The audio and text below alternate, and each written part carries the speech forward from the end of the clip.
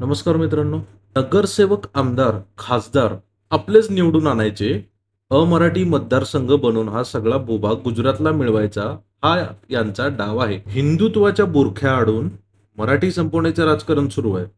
तुम्ही खडकासारखे टणक राहा, प्रत्येकाशी मराठीतच बोला, अशा शब्दात मनसे अध्यक्ष राज ठाकरे यांनी शुक्रवारी मीरा भाईंदरमधील जाहीर सभा गाजवली.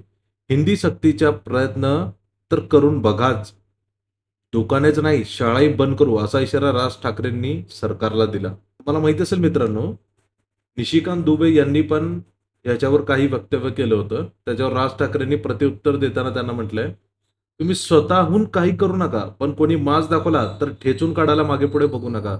भाजपचे खासदार दुबे यांनी मुंबईत येऊन दाखवावे, समुद्रात बुडून बुडून मारू, हा आमचा बापाचा महाराष्ट्र आहे. जर का मराठी माणसाच्या वाटेला जाल तर तुमचा गाल आणि आमचा हात याची युती झाल्याशिवाय राहणार नाही, असंही राज ठाकरे म्हणतात.